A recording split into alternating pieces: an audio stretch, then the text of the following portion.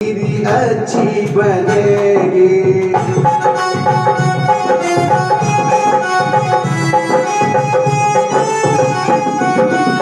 संतन के संग लागने तेरी अच्छी बनेगी।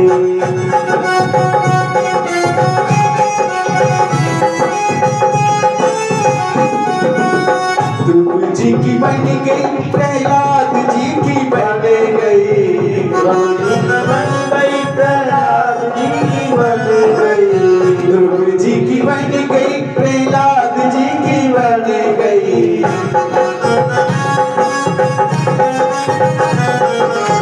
हरि कीर्तन में लाग रे तेरी अच्छी बनेगी। संतन के संग लाग रे तेरी अच्छी बनेगी।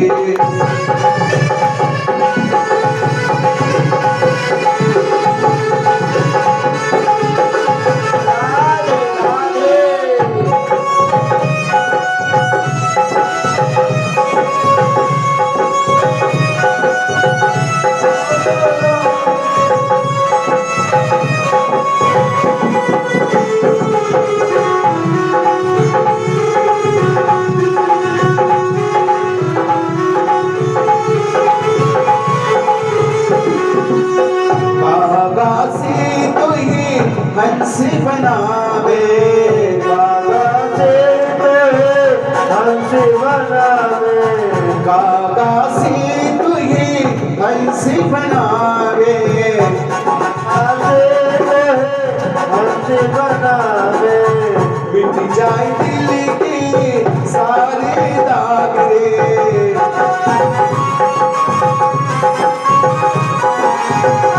जाए दिल के दाग रे तेरी अच्छी बनेगी।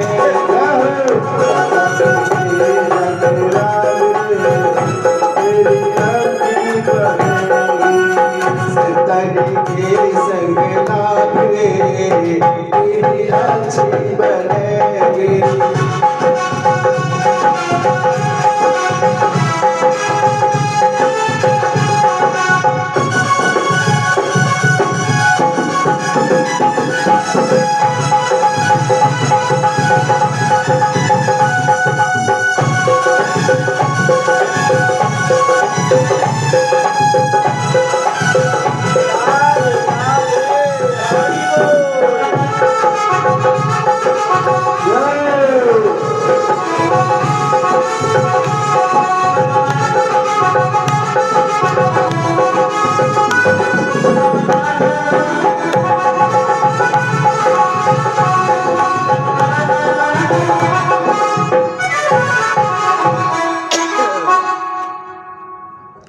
हरि अनंत हरि कथा अनंता, और कहाँ है सुनई सो बहुविध संता। भगवान परम आनंदमय है, परम आदरणीय है, प्रातः काल स्मरणीय है। सिराधे करना कुछ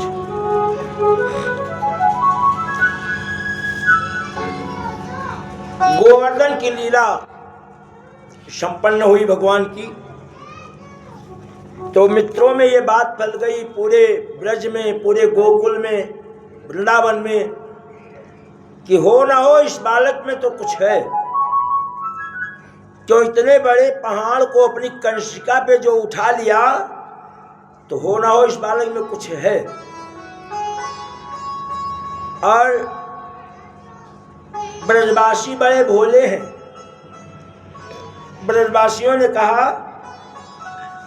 अरे कन्हैया, हम भी अपनी अपनी लाठी लगा के रोके हैं, हम भी अपनी अपनी लाठी लगा करके रोके हैं। तो भगवान ने जरा सी अपनी उंगली नीचे की और सब घबरा गए।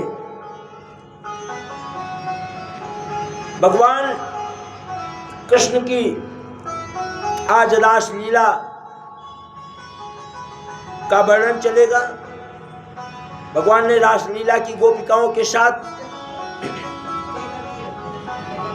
महाराज परीक्षित पूछते हैं कि रास लीला क्या है,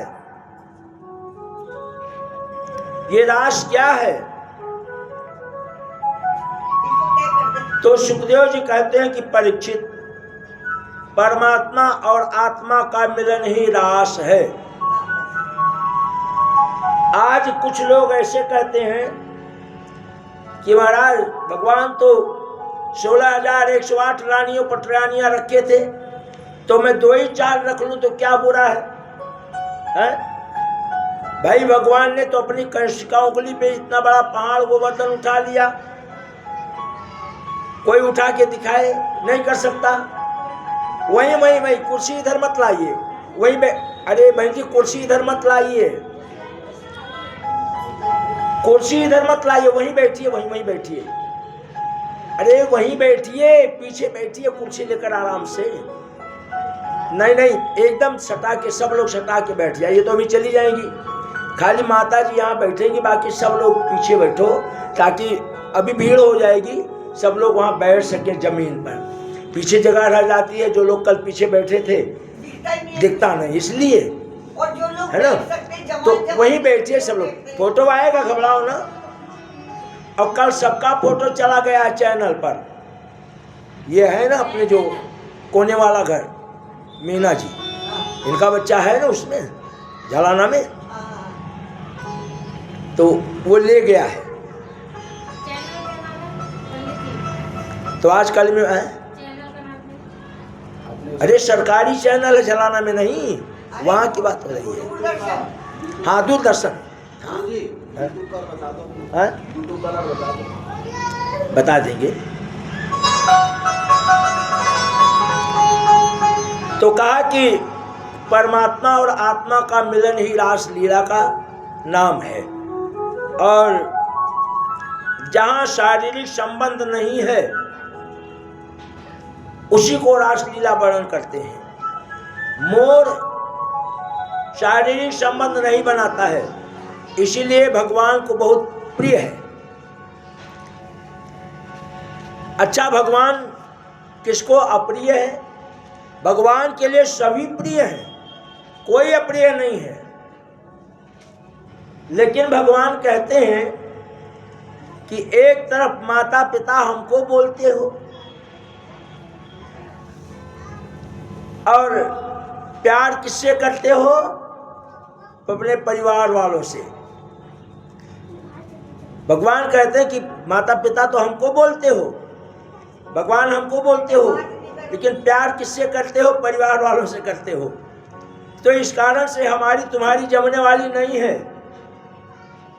जब तुम परिवार वालों से प्यार करोगे तो फिर हमारी तुम्हारी बात बनने वाली नहीं है। हमारी बात तो तभी बनेगी जब जीव मुझसे यानी परमात्मा से प्रेम करेगा, और परमात्मा ही सर्वोपरि है। परीक्षित ने पूछा कि महाराज इस रासलीला की आवश्यकता क्यों पड़ी? तो सुखदेव जी कहते हैं कि ये जो रासलीला भगवान की है, ये आत्मा और परमात्मा का मिलन है, जीव और परमात्मा का मिलन है। इसी कारण से रासलीला की आवश्यकता पड़ी।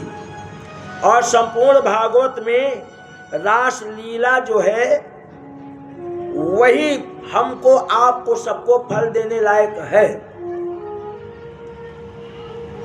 सारी भागवत सुन लो पर रासलीला नहीं सुनो, हाँ बहुत जरूरी है। तो भगवान रासलीला करते हैं और कहते हैं कि सभी इंद्रियों से मुक्ति, सभी इंद्रियों को हमको ईश्वर में लगाएंगे तब हमारी मुक्ति होगी। और इंद्रियां, कर्मेंद्रियां, भाई मन लगाएंगे और हाथ से भगवान की सफाई करेंगे, माथे पे चंदन लगाएंगे, वस्त्र पहनाएंगे, तो तन और मन दोनों से भगवान की सेवा होती है। भगवान ने कहा जैसे नवधा भक्ति है वैसे नवरस है। धा शब्द का अर्थ ही यही होता है कि अलग होना, अर्थात एक भक्ति है, उस भक्ति से कई तरह की भक्ति बन गई,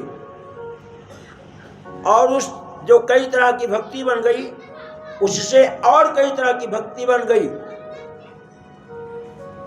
तो 9 गुणे 9 81 प्रकार की भक्ति का वर्णन किया गया है, जिसमें ये 9 भक्ति भगवान की विशेष हैं, जिसमें श्रवणम कीर्तनम वंदनम पाद सेवकम, ये तो 9 भक्ति हैं, लेकिन एक एक भक्ति के अनेक अंग बन गए।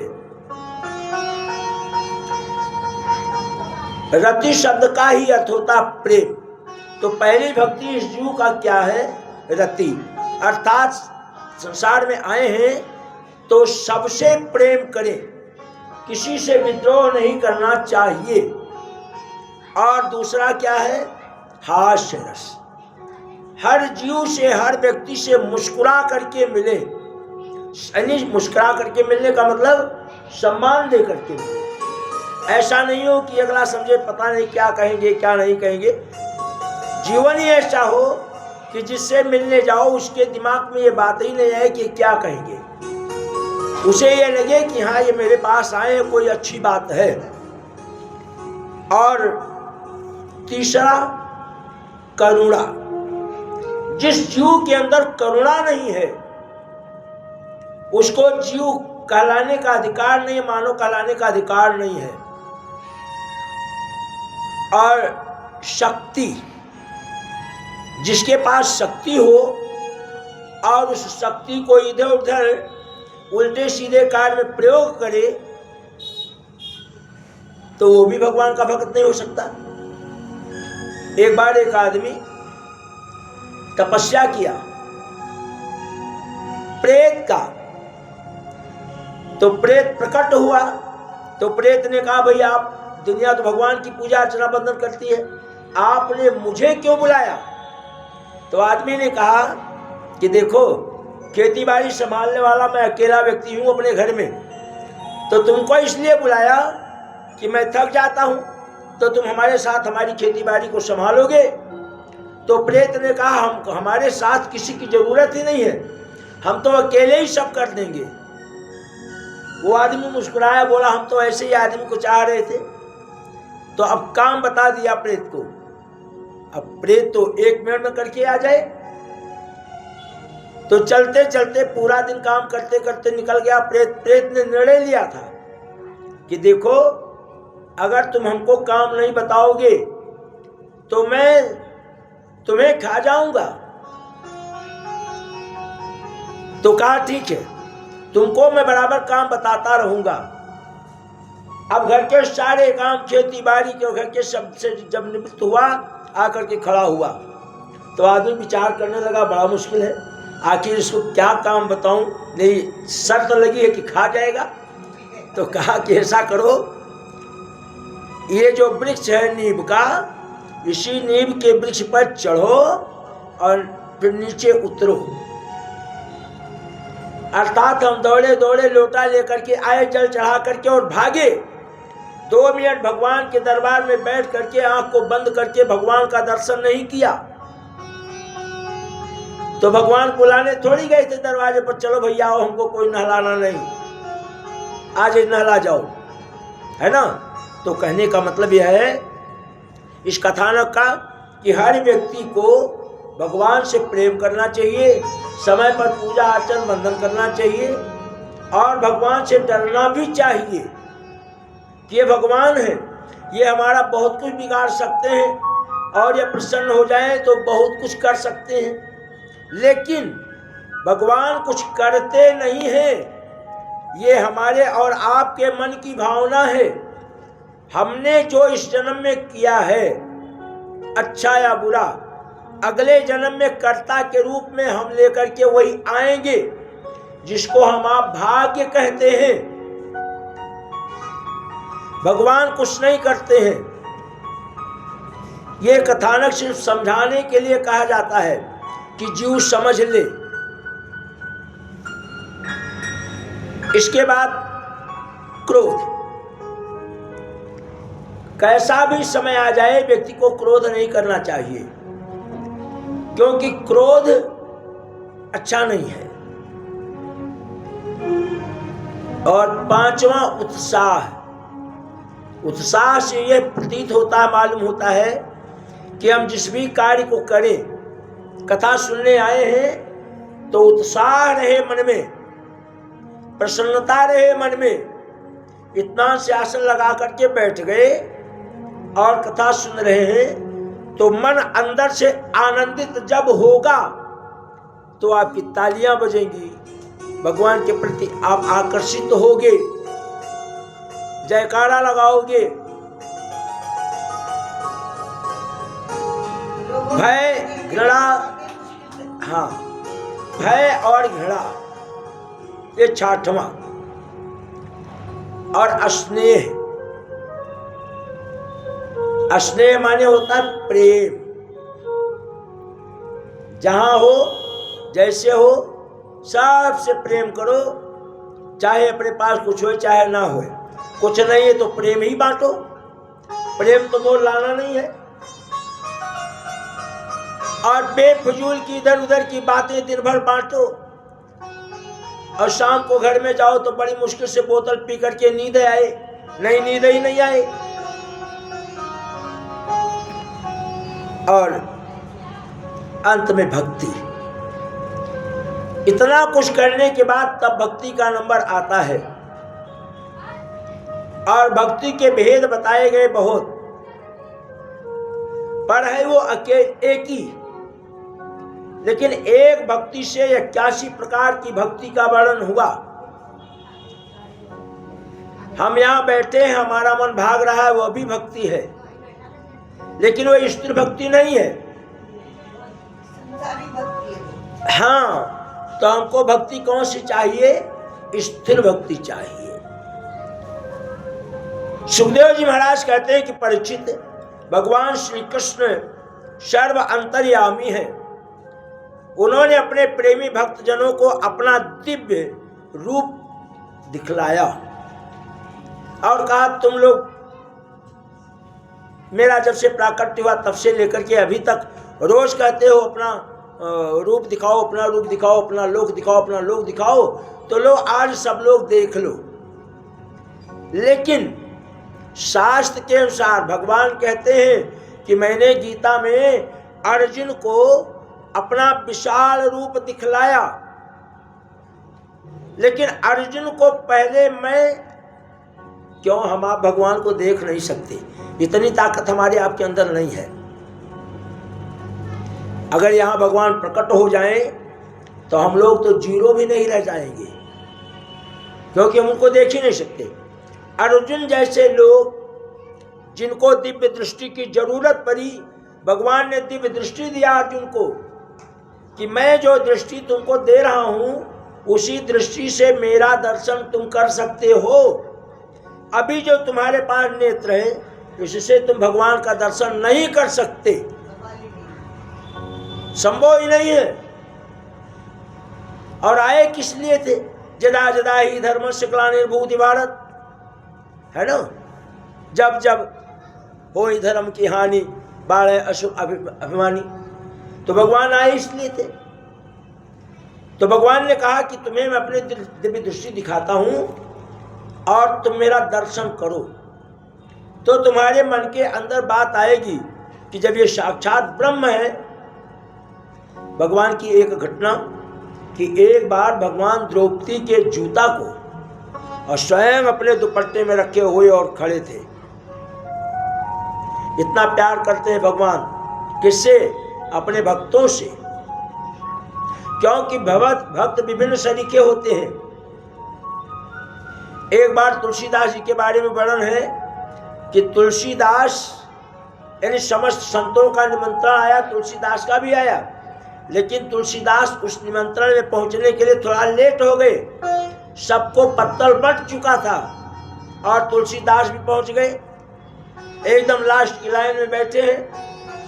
और जब सब लोग खीर प्रसादी पूरी लेकर के आए तो जब तुलसीदास जी के पास गए तो पत्तल तो आया ही नहीं वहां। तो कहा, बाबा पत्तल नहीं आया।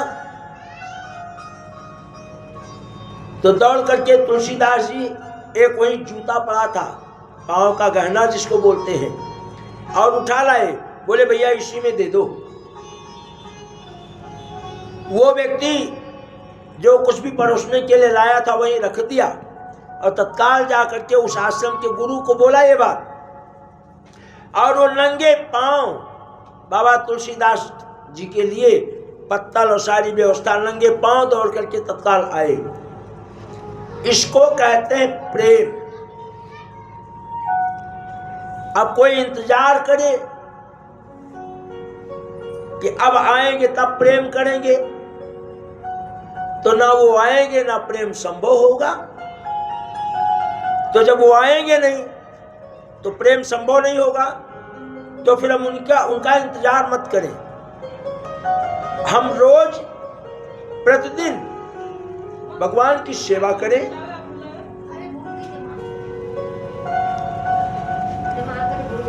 भगवान की सेवा प्रतिदिन करें और यही कहें कि प्रभु तो लीलाधारी है, मैं तेरा दर्शन नहीं चाहता, मैं केवल तेरा प्रेम चाहता हूं। भगवान की भक्ति अगर मिल जाए तो समझो संसार में आपको सब कुछ मिल गया, कुछ बचा नहीं। तो श्रीमद् भागवत में 4 प्रकार के रास लीला का वर्णन बताया गया। पहला कुमारी गोपिकाओं के साथ, और दूसरा यक्ष पत्नियों के साथ। कहा कि यज्ञ में प्रसादी मांगने गए ब्राह्मणों से, ब्राह्मणों ने मना कर दिया। यज्ञ पत्नियां आई तो यज्ञ पत्नियों ने जब कहा कि अब मैं अपने असली पति को प्राप्त कर चुकी हूं, वापस जाने वाली नहीं गई। और तीसरा गोवर्धन लीला में वृद्ध गोपियों के साथ, ग्वाल बालों के साथ। और चौथा सन्यास के प्रसंग में। तो 4 प्रकार की रास लीला का वर्णन श्रीमद् भागवत में वर्णन आया। और ये गोपियां कौन है? जन्म जन्म मुनि जतन कराही, भाग्यहीन नर पावत नाही। तो जन्मों जन्मों तक ये ग्वाल बाल ऋषि मुनि, पूर्व जन्म में ऋषि मुनि वही ये हैं। और हम आप भी जो आज यहाँ बैठे हैं, अगर समझने की कोशिश करें तो 84 लाख योनियों को पार करके पिछले जन्म में कुछ अच्छा पुण्य हुआ है, तब आज मानव के रूप में यहाँ उपस्थित है। तो जन्म तो लिया मनुष्य की योनि में और वृत्ति रहे राक्षसों की, है ना? तो वो अच्छा नहीं है जीवन। मुख्य रासलीला भगवान ने गौओं के साथ किया, गोप बालकों के साथ किया और गोप युवतियों के साथ किया। यहां परिचित ने पुनः प्रश्न किया, महाराज रासलीला का अर्थ क्या है? तो सुखदेव जी समझाने लगे कि परमात्मा श्री कृष्ण रस स्वरूप है, वही राधा वही कृष्ण, दोनों एक ही है। वही राधा है और वही कृष्ण है। रसई वैसा है। इस रसों में ईश्वर के साथ मन को जोड़ना, परमात्मा से जीव का मिलन ही रास है। जब तक हमारा मन परमात्मा में नहीं लगे तब तक समझिए कि हम भटके हुए लोग हैं, भटके हुए लोग हैं। कहने के लिए गाड़ी घोड़ा बंगला कार सब कुछ बना लिया, वो आराम किसको मिल रहा है? इस शरीर को मिल रहा है, हाड़ मास को मिल रहा है। वास्तव में जो आराम चाहिए वो आराम से बहुत कोसों दूर हम लोग हैं, और अभी कोसों दूर नहीं है, जन्म जन्म कोसों दूर रहते चले आए हैं। तो आज मानव की योनि प्राप्त हुई है तो हमें विचार करना चाहिए कि हे ठाकुर जी, कुछ ऐसा ज्ञान दो, कुछ ऐसी भक्ति दो कि फिर वापस नहीं आना पड़े।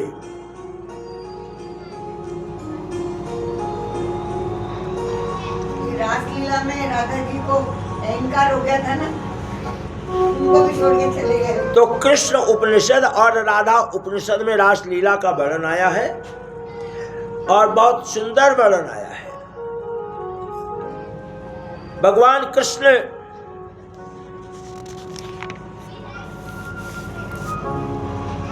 का जो रासलीला का वर्णन है श्रीमद् भागवत के 18,000 श्लोकों में, इन 12 अध्यायों में रासलीला जो 5 अध्याय में है, बहुत सुंदर वर्णन है।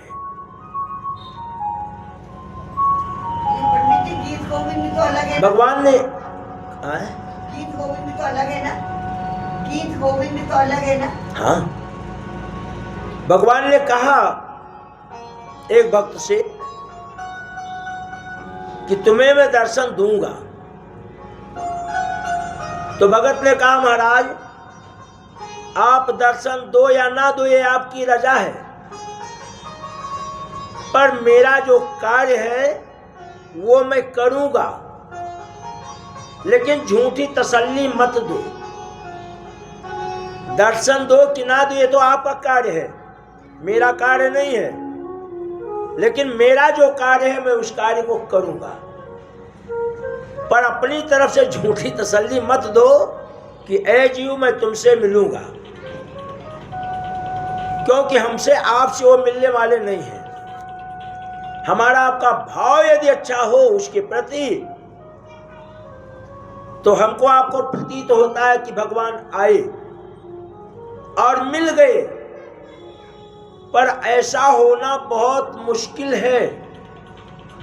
और जिन्होंने परापरा 2 शक्तियां होती हैं, जिसने पराशक्ति से उठ करके अपरा शक्ति को प्राप्त कर लिया, फिर उसको भगवान की जरूरत ही नहीं है, फिर उसे भगवान की जरूरत नहीं है।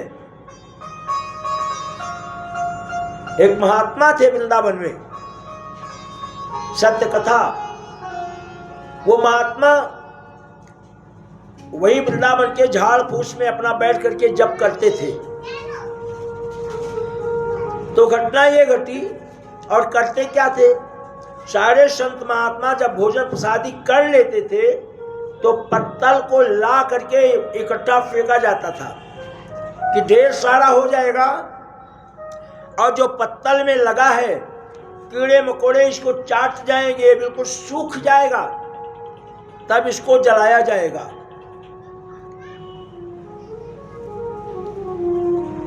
तो उन महात्मा का कार्य क्या था, और यही घटना शबरी के साथ घटी है। शबरी कोई मामूली कन्या नहीं है, शबरी राजा की कन्या थी, मामूली कन्या नहीं थी, और अपनी अट्टालिका पर थी, अपनी सहेलियों के साथ, दासियों के साथ। एक दासी दौड़ी दौड़ी आई और उसने कहा कि शबरी शबरी, हाँ बोल, जरा नीचे झांक, क्या तुम्हारे बारातियों की स्वागत में कितनी भेड़ बकरियां आज कट जाएंगी। तो शबरी ने क्या भाव विचार किया कि मेरी शादी में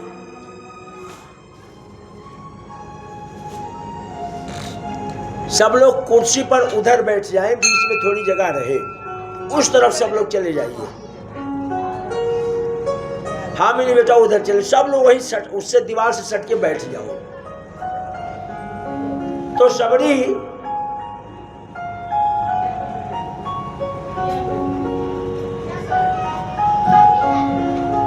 शबरी ने देखा इस बात को, तो शबरी ने तत्काल अपनी मां से कहा कि मैया मैं विवाह नहीं करना चाहती, मेरे विवाह में इतने जीव मारे जाएंगे तो मेरे जीवन में सुख कहां से आएगा, कहां से सुख आएगा। तो मैया ने कहा ये हमारे समाज की रीति है। आगे शबरी ने कुछ नहीं किया और ना कुछ कहा। हाँ अब बैठ जाइए, अच्छा ठीक है।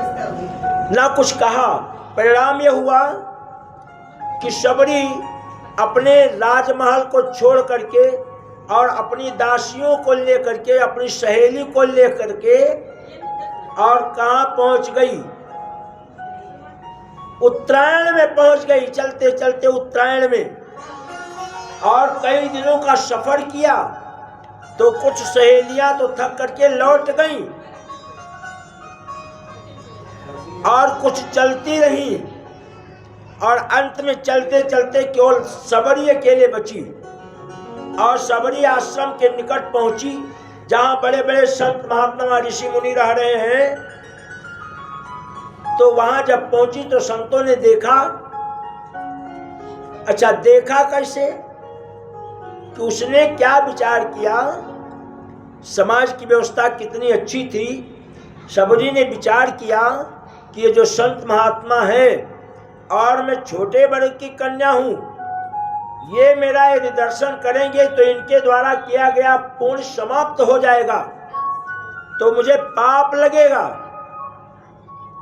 तो शबरी एक वृक्ष में चढ़ गई और वहीं बैठी रही। तो एक दिन बैठी रही, जब रात्रि कालीन हो गया, संत महात्मा भोजन प्रसादी कर लिए और सो गए सब। तो रात को आकर के उसने एक एक पत्तल में से हाथों से उठा करके और प्रसादी ग्रहण किया और इसके बाद फिर चली गई उसी पेड़ पर कि हमको कोई देखे नहीं। लेकिन जब 10 दिन निकला, 15 दिन निकला, पत्तल सूख गया, पत्तलों को जलाने का समय आया, तो जो ब्राह्मण कुमार आए थे, अर्थात जो शिष्य लोग थे, छोटे छोटे बच्चे पढ़ते थे, उन्हीं को सौंपा जाता था। तो उन्होंने देखा कि ये जो पत्तल है, इस पत्तल पर किसी महिला का हाथ है, क्योंकि पुरुष का हाथ मोटा होता है उंगलियां और महिला की उंगलियां पतली होती हैं। जा करके गुरुओं से कहा, गुरु लोग दौड़े दौड़े आए, पत्तलों का निरीक्षण हुआ कि वास्तव में किसी स्त्री का, किसी कन्या का इस पर हाथ छपा हुआ है।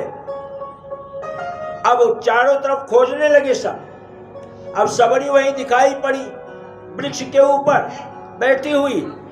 तो महात्माओं ने उसे आग्रह किया कि नीचे आओ, बात क्या है? तो तमाम सारे महात्माओं ने कहा कि देखो देखो, तुम भील कन्या हो और हम लोग संत समाज हैं, तो तुम्हारी जरूरत यहाँ नहीं है। स्त्रियों को लिखा गया है कि अपने घर के अंदर ही भक्ति करें, बहुत अच्छा है कि नहीं? अब घर के अंदर किसकी भक्ति करेंगी? एक तो अपने घर के अंदर जो मंदिर रहता है वहां भक्ति करें, और दूसर भगत ही पति के साथ करें, तो 2 भक्ति काफी है। तो देवी शबरी तुम लौट जाओ, लेकिन वहीं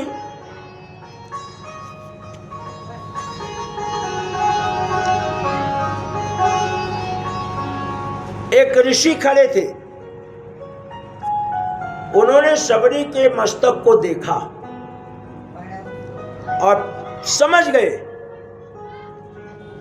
और उन्होंने कहा समस्त ऋषियों से कि देखो, तुम सब लोग अपने अपने आश्रम में जाओ और ये जो शबरी है ये कहीं नहीं जाएगी। इसके लिए थोड़ा सा दूर कुटिया बना दिया जाए और ये उसी कुटिया में अपना भजन करेगी और अपनी प्रसादी ग्रहण करेगी,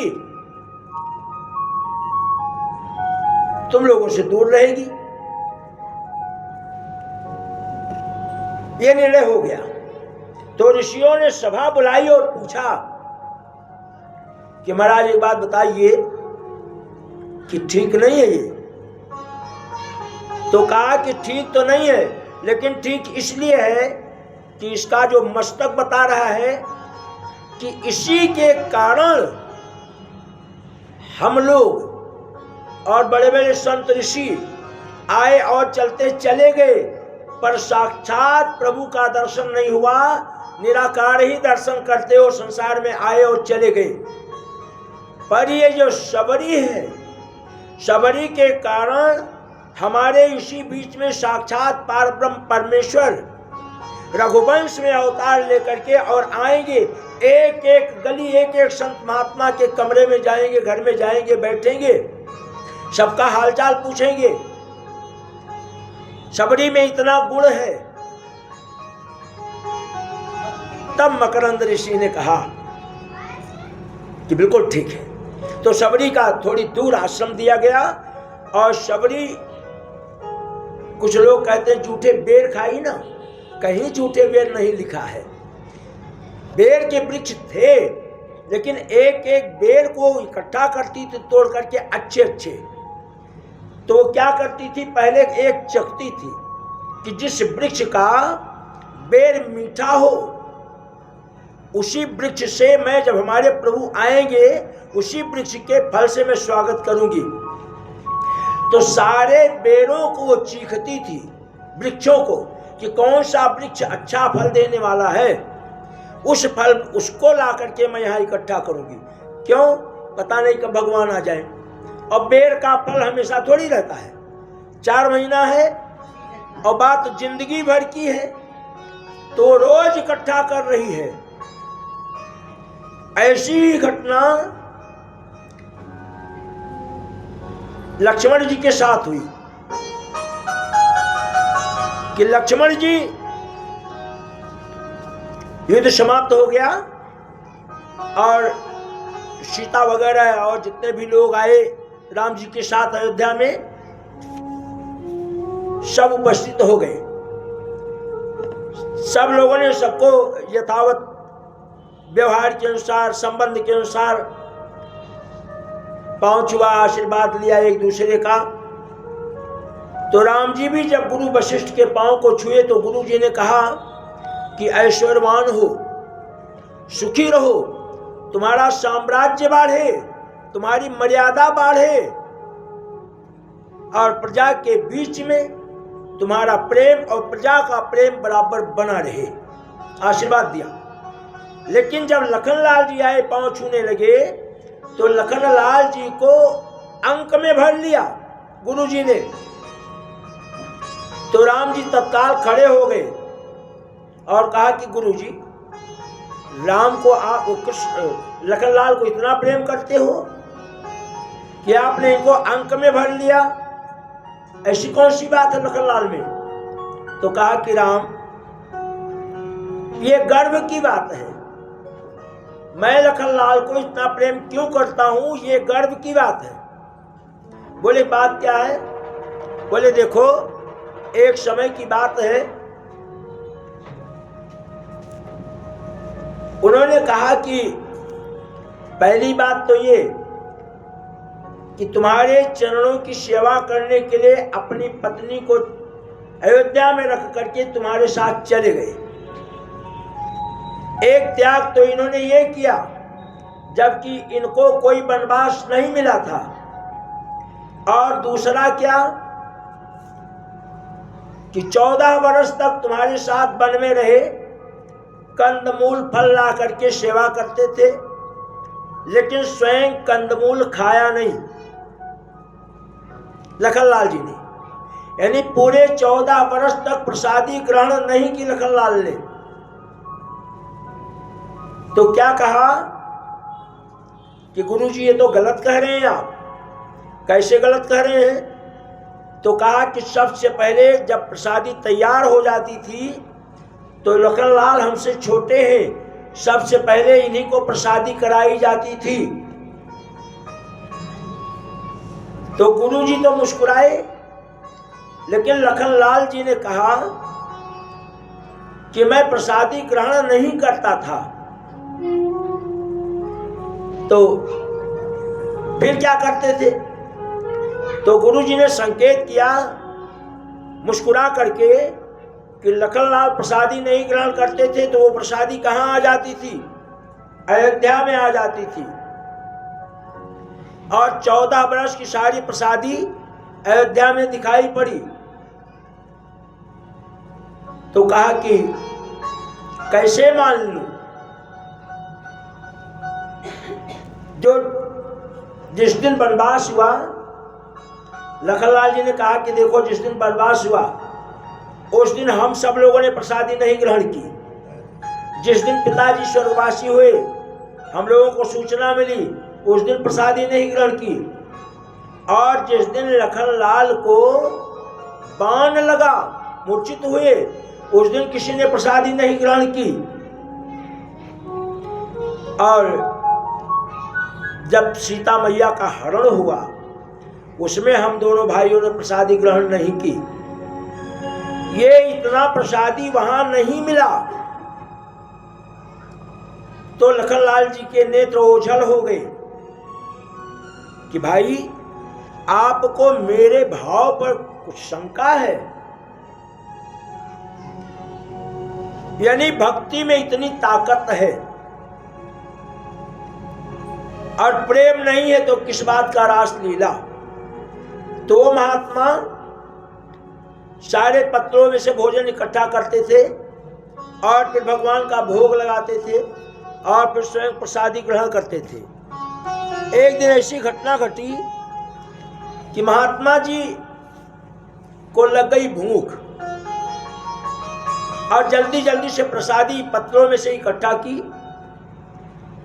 बस प्रसादी को मुख में रख लिया और याद आ गया, अरे भगवान का तो भोग लगाया ही नहीं।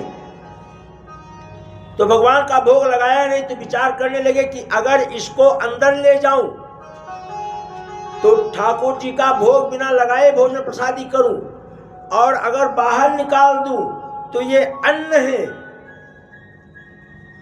अर्थात भोजन करते समय थाली में एक तिनका नहीं छोड़ना चाहिए, एक तिनका नहीं छोड़ना चाहिए थाली में भोजन करते समय।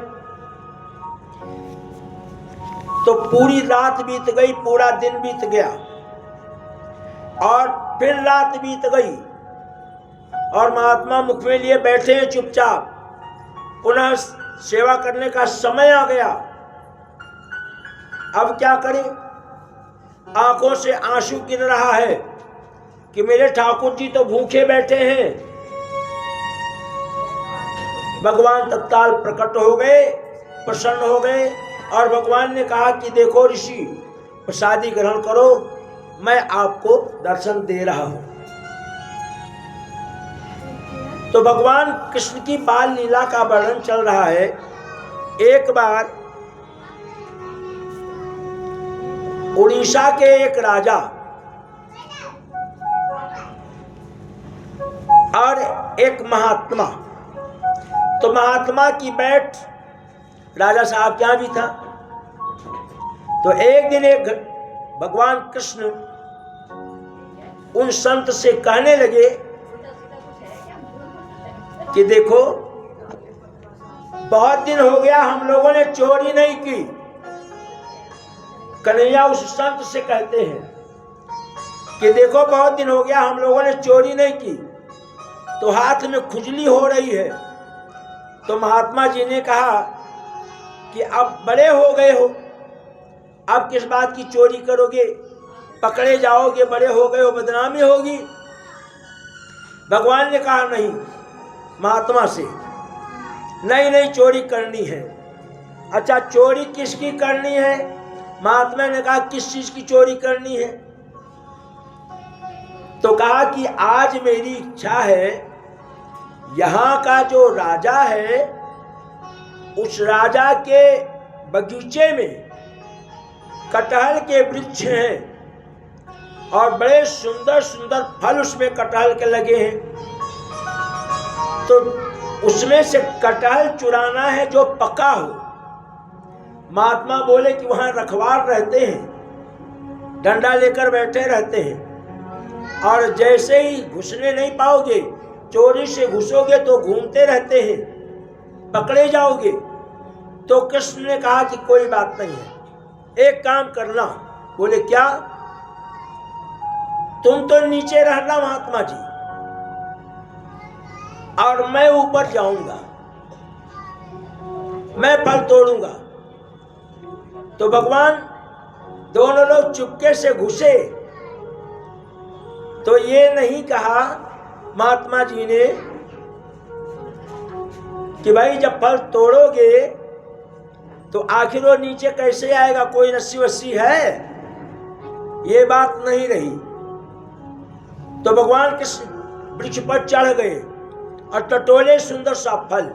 उनको जो पका हुआ फल मिला तो वहीं से आवाज लगाए, महात्मा जी किस तरफ गिराऊं तोड़ करके। अब ये आवाज गूंजी और जो रखवार थे उनके कान तक गई, लेकिन एक ही बार भगवान ने कही ये बात कि महात्मा जी किस तरफ गिराऊं, बड़ा अच्छा फल है, जमीन पे गिरेगा तो टूट के बिखर जाएगा, खूब पका हुआ है। अब बाणी सुन ली लोगों ने, रखवारों ने, तो आपस में चौकन्ना हो गए कि आवाज ये आ रही है कि कहाँ गिराऊं, फल पका हुआ है, जमीन पर गिरेगा तो फट जाएगा। तो लगे खोजने लगे जब, तो महात्मा जी क्या बोलते हैं, अरे धीरे बोलो धीरे, यहां रखवार है, सुन लेंगे तो आ जाएंगे, पकड़े जाएंगे हम दोनों लोग। इतने में टार्च लेकर के घूम रहे हैं रखवार, और भगवान कृष्ण ने फिर लीला कर दी। अरे महात्मा जी एक लिए तोड़ के एक हाथ में रखा हूं, दूसरा फिर तोड़ लिया हूं, कहां गिराऊं। तो कहा अरे धीरे बोलो, और इतने में पीछे से चौकीदारों ने महात्मा जी को पकड़ लिया। और महात्मा जी जो थे राजा के गुरु थे। अब भगवान तो खो गए, किसी को दिखाई नहीं। धीरे से नीचे आए और कुटिया में चले गए, और महाराज जी का दोनों हाथ पीछे बांध करके, और जो सेवक थे वो राजमहल में ले गए। किसी तरीके से रात बीती, और राजा साहब सुबह सुबह उठे, संध्या बंदन वगैरह करके जब सामने आए तो पूछा कि गुरुजी ये हाथ कैसे बंधा हुआ है, ऐसा कौन सा कार्य आपने कर दिया। तो गुरुजी मुस्कुराए, कहा क्या कहूं सरकार, मेरा कन्हैया ना, उसने मुझे चोरी में फंसा दिया। यह घटना उड़ीसा की, और वही जगन्नाथ जी मंदिर जो है ये वही घटना है। मेरा जो कन्हैया है उसने मुझे ये दंड दिलवा दिया, भला मैं क्यों आऊं। तो सारा वृत्तांत सुन लिया तो निर्णय यह हुआ कि ये 14 कोष के अंदर जितना बगीचा है ये सारा बगीचा भगवान के नाम लिख दिया जाए। आज से इस बगीचे का फल, इस बगीचे में सेवा करने वाले लोग एक भी हमारे नहीं है, सब पूरा बगीचा, पूरे वृक्ष सब ठाकुर जी के नाम लिख दिया जाए। तो महात्मा और भगवान की ऐसी लीला होती है, और ठाकुर जी तो लीला के लिए आए ही हैं। कटहल वहीं रह गया, वो तो पकड़ लिए गए ना, भगवान की लीला। राधे राधे। नहीं हमने तो